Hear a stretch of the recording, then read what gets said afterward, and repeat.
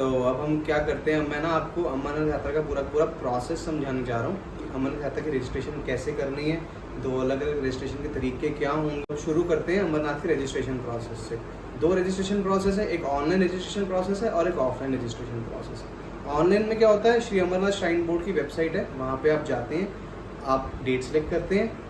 इस चीज़ में आप एक याद रखें, जब आप अमरनाथ यात्रा की ऑनलाइन रजिस्ट्रेशन कराने जाएंगे तो उसके लिए आपको मेडिकल फॉर्म पहले ज़रूरी चाहिए। आप उसी अमरनाथ श्राइन बोर्ड की वेबसाइट पे जाएंगे, वहाँ पे आपको एक लिंक मिल जाएगा फॉर मेडिकल फॉर्म। आपका वो सारे सिटीज़ के नाम बताते हैं जहाँ पे मेडिकल रजिस्ट्रेशन हो जाती है। आपको वहाँ पे जाना होता है, आपको मेडिकल फॉर्म सबमिट करना होता है।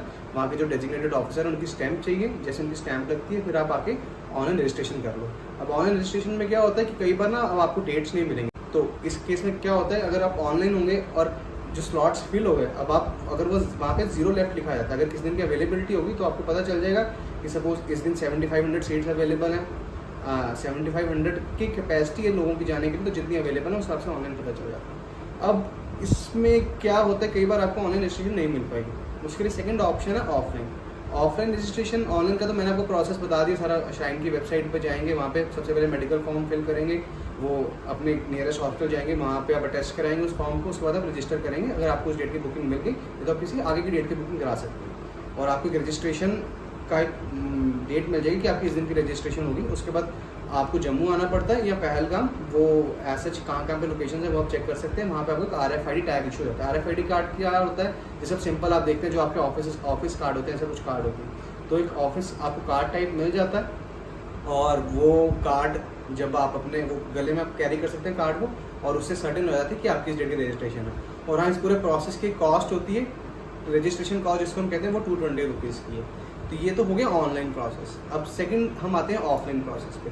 ऑफलाइन प्रोसेस में क्या होता है, ये टोकन बेस्ड सिस्टम है। एक जम्मू में सरस्वती धाम करके एक जगह है जो कि रेलवे स्टेशन के पास है, जो जहाँ पे आप कह सकते हो हमको ऑफलाइन कार्ड्स के टोकन मिलते हैं।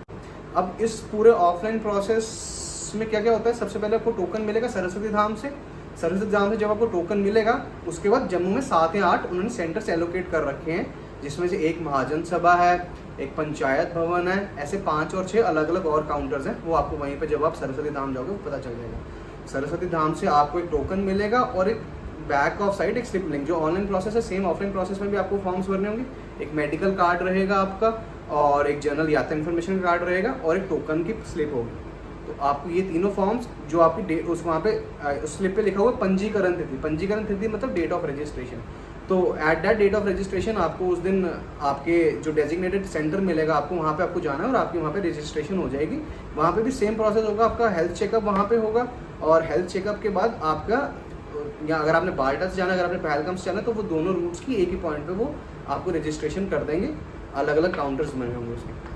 जैसे आपकी रजिस्ट्रेशन होगी एक पर्टिकुलर डेट मिल जाएगी आपको और आप उस डेट को फिर आगे जाके अपना ट्रैवल प्लान कर सकते हैं। जैसे अगर आप अपनी कार से, अगर आपको सपोज स्टेट रोडवेज की बसेस से जाना है, JNK टूरिज्म ने क्या किया है कि अलग अलग स्टेट रोड की बसेस जो हैं वो उन रूट्स पे लगा दी हैं और उन सारी बसेस की बुकिंग, जो यात्री निवास है जम्मू में एक जगह है भगवती नगर यात्री निवास, जिसको आप अमरनाथ यात्रा का बेस कैंप कह लो जम्मू का, तो वहाँ से सारी की सारी बसेस की बुकिंग शुरू होती है।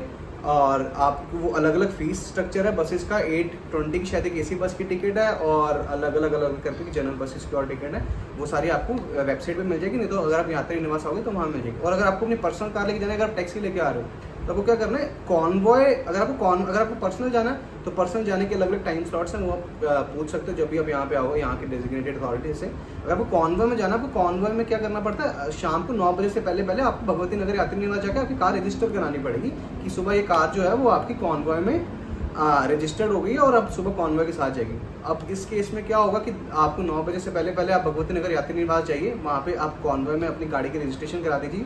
उसके लिए आपको प्रॉपर स्लिप वगैरह मिलेगी, वो आपको अपनी गाड़ी की विंडशील्ड पे लगानी पड़ेगी और आप कॉन्वॉय में रजिस्टर हो जाओगे। जो कोई भी क्वेश्चन होगा तो कमेंट बॉक्स में मेरे को लिख देना, मैं ट्राई करूँगा। अगर मेरे को उसका आंसर पता होगा तो मैं उसका ज़रूर आंसर दूंगा।